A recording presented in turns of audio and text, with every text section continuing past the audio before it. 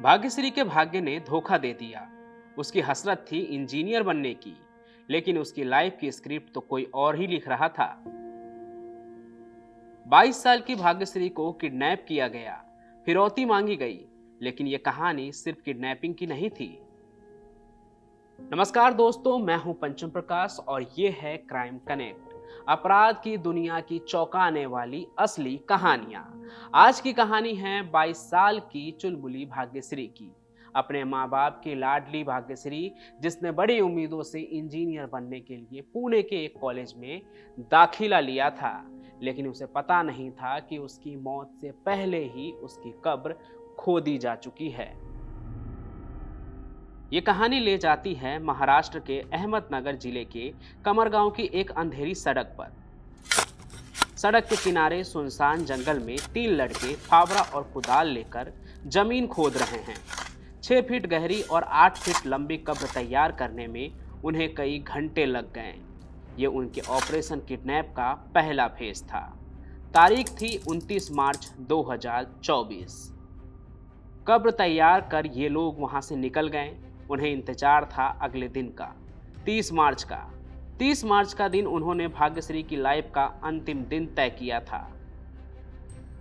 भाग्यश्री पुणे के जिस कॉलेज में bachelor of engineering computer science की पढ़ाई कर रही थी, उसी क्लास में 21 साल का शिवम फुवाबले भी पढ़ता था। दोनों की जान पहचान हुई और दोस्ती हो गई। शिवम के कहने पर भाग्यश्री बाहर घूमने के लिए राजी हो गई। भाग्यश्री ने शिवम पर भरोसा किया था, लेकिन उसे भनक तक नहीं था कि शिवम ने उसके लिए क्या सोचा हुआ है। शिवम ने एक कंपनी से कार किराए पर ली और भाग्यश्री को लेकर निकल गया।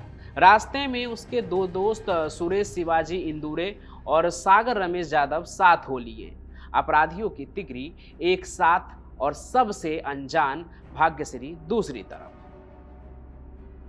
अहमदनगर पुलिस की माने तो कार में बैठने के कुछ देर बाद ही तीनों ने भाग्यश्री पर हमला कर दिया, उसे किडनैप कर लिया और आगे ले जाकर उसका गला घोंटकर हत्या कर दी। और फिर कार एक बार फिर से अहमदनगर जिले के कमरगांव के उसी सुनसान जंगल पर पहुंची, जहां पहले से भाग्यश्री की कब्र तैयार थी। तीनों ने भाग्यश्री की लाश को पेट्रोल छिड़क कर जलाया और फिर उसे दफना दिया।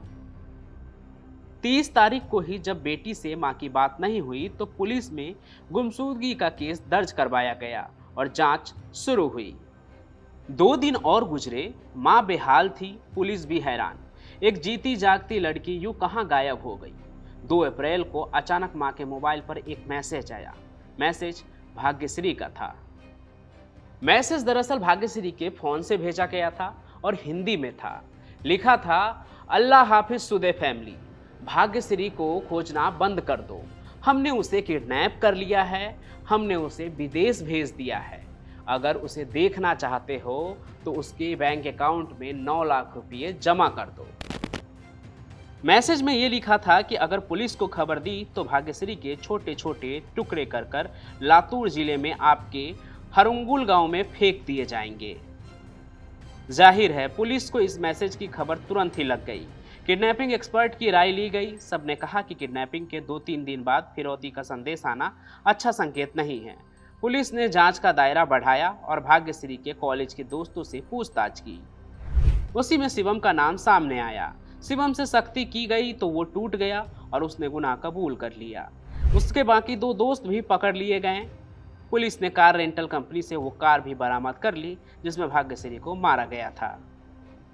लेकिन सवाल वही, आखिर भाग्यश्री से उनकी क्या दुश्मनी थी? ये तीनों लड़के कर्ज में डूबे हुए थे, उन्हें क्विक मनी चाहिए था, इसलिए उन्होंने भाग्यश्री को किडनैप कर लाखों रुपए की फिरौती लेने का प्लान बनाया था। लेकिन किडनैपिंग के बाद वो डर गए और उन्होंने भाग्यश्री की जान ले ली। तो आदमी आखिर किस पर भरोसा करे, कैसे भरोसा करे, और भरोसा ना करे तो ये लाइफ कैसे चलेगी? आपको कैसी लगी ये कहानी हमें कमेंट बॉक्स में जरूर लिखें। इस वीडियो को लाइक और शेयर भी करें, साथ ही साथ क्राइम कनेक्ट को सब्सक्राइब भी कर लें। हम फिर मिलेंगे नए सफर में, तब तक के लिए धन्यवाद।